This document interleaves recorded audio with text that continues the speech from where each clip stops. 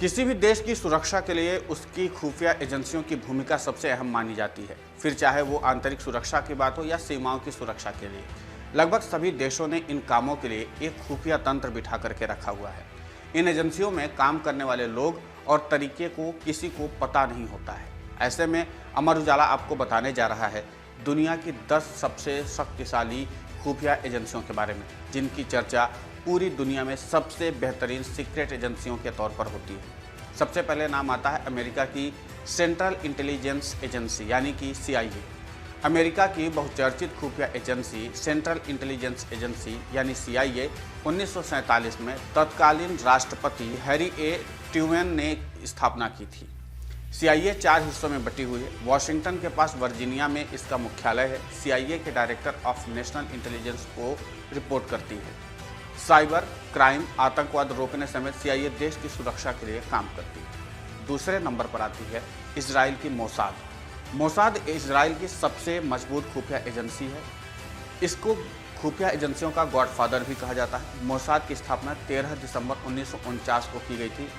इसका मुख्यालय तेल अवीव में स्थित है। ये एजेंसी दुनिया के सबसे साहसी अंडरवर्ल्ड ऑपरेशनों में शामिल रही है। मोसाद की प्रमुख जिम्मेदारी खुफिया तरीके से देश की रक्षा करना और आतंकवाद के खिलाफ कार्य करना है, जिसमें यहूदियों को उन राष्ट्रों से इजराइल लाना भी शामिल है। अब आता है तीसरे नंबर पर भारतीय खुफिया एजेंसी का नाम। इसका नाम है रिसर्च एंड एनालिसिस विंग यानी RWA। भारत की खुफिया एजेंसी R&WA यानी कि रिसर्च एंड एनालिसिस विंग को दुनिया की ताकतवर खुफिया एजेंसियों में से एक माना जाता है। इसका मुख्यालय राजधानी दिल्ली में स्थित है।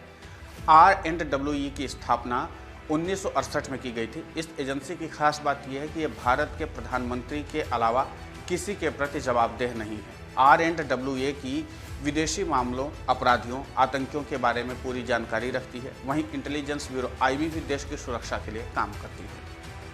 चौथे नंबर पर आती है मिलिट्री इंटेलिजेंस सेक्शन 6 यानी MI6, यूनाइटेड किंगडम की military intelligence agency. Section 6 MI6 खुफिया एजेंसी सबसे पुरानी खुफिया एजेंसियों में से एक है। MI6 की स्थापना 1909 में की गई थी।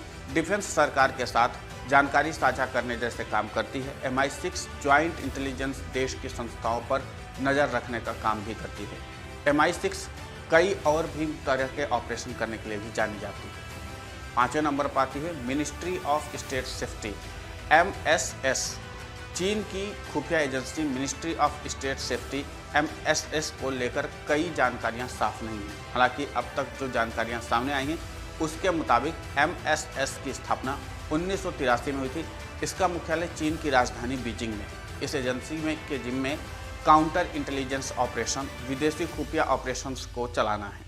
छठे नंबर पर आती है इंटर सर्विसेज इंटेलिजेंस यानी कि ISI। पाकिस्तान की खुफिया agency ISI inter services intelligence की स्थापना साल 1948 में हुई थी। इसका मुख्यालय पाकिस्तान की राजधानी इस्लामाबाद के शाहराह-ए-सुहावर्दी में है। इसकी नींव ऑस्ट्रेलियाई मूल के British army officer major general R कैथुम ने रखी थी, जो उस वक्त पाकिस्तानी आर्मी स्टाफ के मुख्य थे। देश की सुरक्षा के नाम पर ISI पर आए दिन आतंकवाद को बढ़ावा देने के आरोप लगते हैं। कई आतंकी हमलों में उसका हाथ माना जाता है। सातवें नंबर पर आती है director general day of security exterior यानी DGSE। फ्रांस की intelligence agency director of general day law security exterior DGSE को 2 अप्रैल 1982 में बनाया गया था, जिसका मकसद फ्रांस सरकार के लिए विदेशों से खुफिया जानकारी एकत्र करना था। DGSE का मुख्यालय पेरिस में है। DGSE फ्रांसीसी रक्षा मंत्रालयों के निर्देशों के तहत काम करता है। फ्रांस सरकार DGSE पर हर साल करोड़ों डॉलर खर्च करती है। 5000 से ज़्यादा कर्मचारी इसके लिए काम करते हैं। यह देश को विभिन्न आतंकी खतरों के बारे में सूचना देती है। अल्जीरिया और अरब आतंकवादियों के टारगेट पर रहने वाले फ्रांस को इस एजेंसी ने कई मौक़ों पर सफलता दिलाई है। एजेंसी फ्रांसीसी पुलिस बल के साथ कदम से कदम मिलाकर काम करती है। आठवें नंबर पर आती है फेडरल सिक्योरिटी सर्विस यानी FSB। एक ज़माने में CIA को ही टक्कर मानी जाने वाली रूस की खुफिया एजेंसी KGB सोवियत संघ के विघटन के बाद खात्मे पर पहुंच गई। हालांकि रूसी सरकार ने इसके रिप्लेसमेंट के तौर पर फेडरल सिक्योरिटी सर्विस यानी FSB का गठन किया। FSB की स्थापना 12 अप्रैल 1995 को हुई थी। एफएसबी का मुख्यालय मॉस्को में है। खुफिया से जुड़े मामलों के अलावा एफएसबी बॉर्डर से जुड़े मामलों पर भी गहरी नज़र रखती है। 9वें नंबर पर आती बुंदेस नाक्रिस्टेडिएंस्ट बीएनडी यानी जर्मनी की खुफिया एजेंसी बीएनडी है।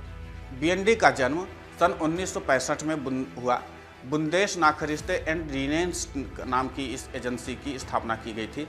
पुलाक और वर्लिंग 2 जगह इसके ऑफिस हैं। तकनीकी रूप से ये एजेंसी दुनिया की सर्वश्रेष्ठ खुफिया एजेंसियों में से एक है। इसकी निगरानी प्रणाली को विश्व स्तर पर सबसे अच्छा माना जाता है। ये अपनी तकनीकी विशेषता के कारण जर्मनी को या तो खतरे से पहले ही अवगत करा देती है या फिर उसे नष्ट कर देती है।